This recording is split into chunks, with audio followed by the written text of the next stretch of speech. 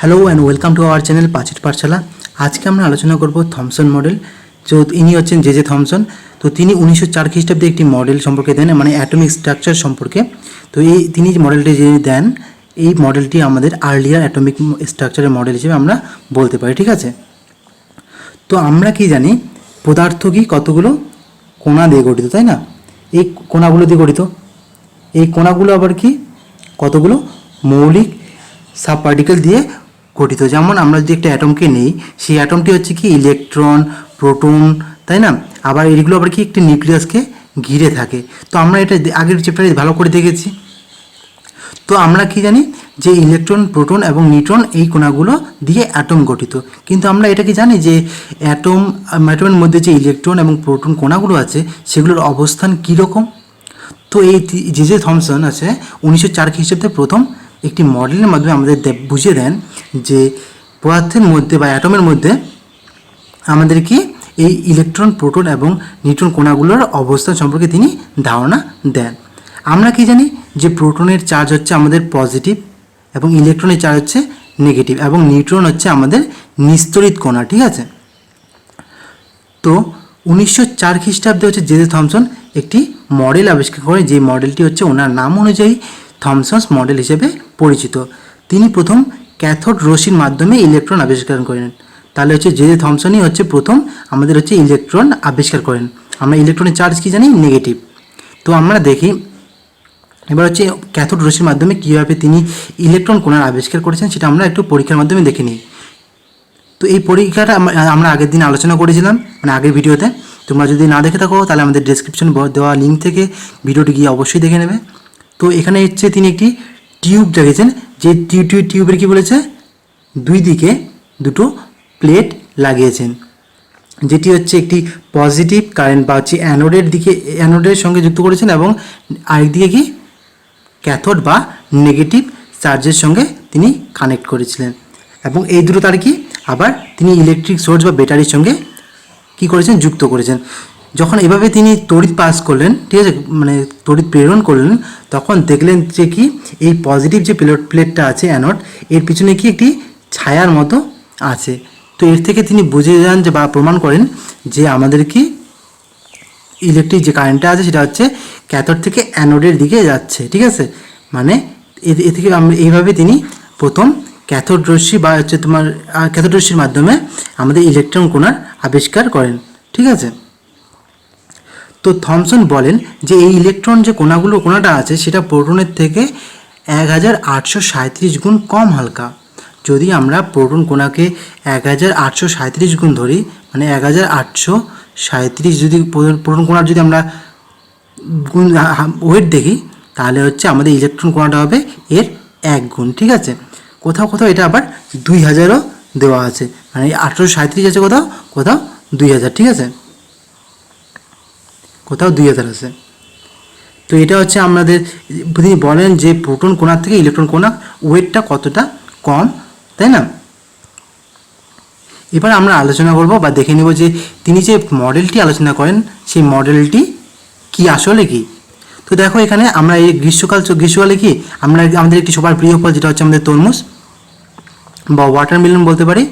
তো এই যে ওয়াটারমেলনটা আছে বা তরমুজটা আছে, আমরা যখন তরমুজ খাই তখন কি এই মাঝখানের রেড অংশটা খাই, তাই না। তো এর মাঝখানে কি অনেকগুলো বীজ থাকে।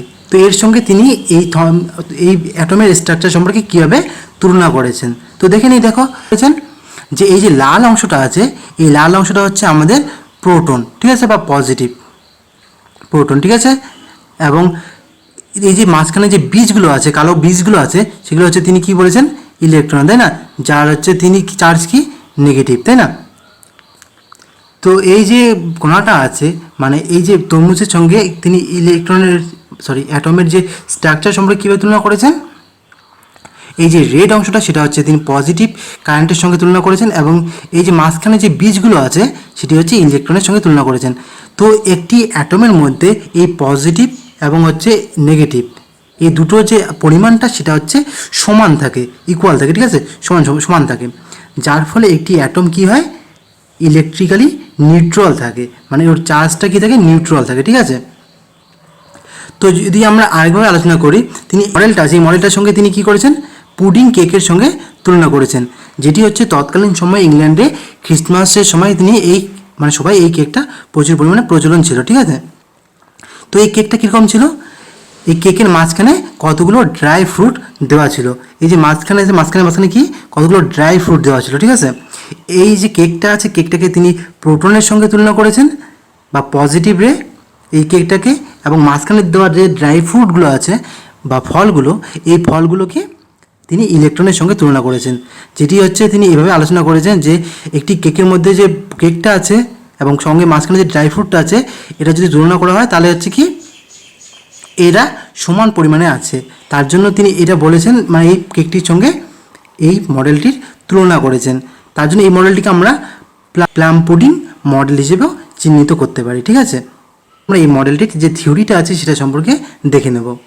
তো তিনি যে মডেলটি আবিষ্কার করেন সেখানে তিনি বলেন যে পদার্থের মধ্যে ইলেকট্রন প্রোটন সংখ্যা 1, ইলেকট্রন এবং প্রোটন সংখ্যা 1, তার জন্য হচ্ছে কি এটি হচ্ছে কি ইলেকট্রিক্যালি নিউট্রাল, তাই না, তার জন্য পরমাণুর চার্জ নিউট্রাল থাকে। এবং এই মডেলটি দেখতে অনেকটা কি তরমুজের মাঝখানের অংশটির মতো। আমরা একটু আগে পরীক্ষাটির মধ্যে দেখলাম যে তরমুজের মাঝখানের অংশটা, যেটা তরমুজের লাল অংশটিকে কি বলেছেন তিনি প্রোটনের সঙ্গে তুলনা করেছেন, এবং তরমুজের ভিতর যেগুলো আছে বা এখানে যেগুলো আছে বলতে গেলে এখানে বীজগুলোর কথা বলা হয়েছে, যে বীজগুলো আছে সেগুলো হচ্ছে তিনি ইলেকট্রনের সঙ্গে তুলনা করেছেন। এছাড়াও তিনি এই মডেলটিকে খ্রিস্টমাসের পুডিং কেকের সঙ্গে তুলনা করেছেন। এই পুডিং কেকটা কি আমরা একটু আগে পরীক্ষার মাধ্যমে দেখে নিলাম যে কেকটার মাঝখানে কী থাকে, কতগুলো ড্রাই ফ্রুট দেওয়া থাকে, এই ড্রাই ফ্রুটগুলোকে তিনি কি ইলেকট্রনের সঙ্গে তুলনা করেছেন, এবং কেকটাকে কী করেছেন তিনি প্রোটনের সঙ্গে তুলনা করেছেন, ঠিক আছে।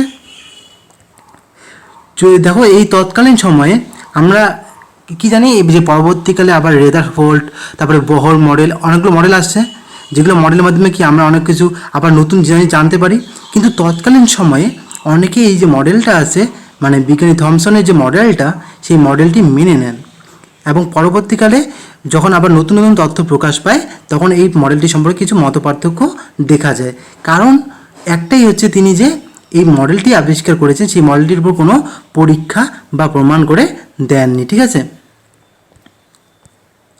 তো এই মডেলটি তিনি পরীক্ষা করেননি, তার জন্য এর কিছু ড্রব্যাকস বা লিমিটেশন, যেগুলোকে আমরা অসুবিধা হিসেবে বলতে পারি, ঠিক আছে। তো মডেলটির অসুবিধা অবশ্যই থাকবে, কারণ তিনি পরীক্ষার মাধ্যমে করেননি। তো মডেলটি দেখো কী বলেছে, অসুবিধাগুলো কী কী, তিনি এই মডেলের উপর কোনো পরীক্ষা করেননি, এবং তিনি ইলেকট্রন ও প্রোটনের সঠিক অবস্থান সম্পর্কে তথ্য দিতে ব্যর্থ হন। এবং আমরা কি দেখলাম যে এই যে মডেলটা আছে, মডেলটার মধ্যে যে ইলেকট্রন এবং প্রোটনের যে অবস্থানটা তিনি সম্পর্কে কিছুটা বলেছেন, কিন্তু সঠিক তথ্য আমাদের প্রমাণের মাধ্যমে দেননি, মানে প্রমাণ করেননি যে আদৌ ওই ইলেকট্রন এবং প্রোটনটা সঠিকভাবে ওই তরমুজের যে বীজগুলো এবং লাল অংশটার মতোই অবস্থান করছে কিনা। এবং এই মডেলে যিনি যে মডেলটি দিয়েছেন সেই মডেলে কোথাও তিনি নিউক্লিয়াসের অবস্থান দেখাননি। আমরা জানি কি অ্যাটমে কি থাকে, নিউক্লিয়াস থাকে, মানে ইলেকট্রন প্রোটন এবং নিউট্রন এগুলো আবার নিউক্লিয়াসকে ঘিরে থাকে। তো তিনি তার মডেলে নিউক্লিয়াসের অবস্থান দেখাননি। তো এটি হচ্ছে এই মডেলটির হচ্ছে ড্রব্যাকস বা লিমিটেশন বা ফেলিয়ার, ব্যর্থতা আমরা বলতে পারি। এই মডেলটি হচ্ছে আরেকটি অসুবিধা হচ্ছে, এই মডেলটি আলফা পার্টিকেল আছে, এই পার্টিকেলটাকে অবক্ষেপণ সম্পর্কে বর্ণনা দিতে অক্ষম ছিল। মানে আলফা পার্টিকেলটা, আলফা কোণাটা আছে, এই কোণাটার যে অবক্ষেপণ আছে সেটা সম্পর্কে তিনি বর্ণনা দিতে অক্ষম ছিলেন, মানে তার মডেলের মাধ্যমে, ঠিক আছে। তো এই ছিল আমাদের আজকের ভিডিও, যে আমাদের অ্যাটমের যে উপরে যে থমসনস মডেলটা আছে সেই মডেলটি সম্পর্কে। তো ভিডিওটি কেমন লাগলো সেটা কমেন্ট সেকশনে অবশ্যই জানাবে, এবং যদি ভালো লেগে থাকে তাহলে চ্যানেলটিকে লাইক, কমেন্ট এবং সাবস্ক্রাইব অবশ্যই করবে। তো এখন একটু করোনার সিচুয়েশন চলছে, তো বাড়িতে থাকবে এবং সরকারি নিয়মবিধি মেনে বেরোবেন, ঠিক আছে। তো ভিডিওটি শেষ পর্যন্ত দেখার জন্য অসংখ্য ধন্যবাদ।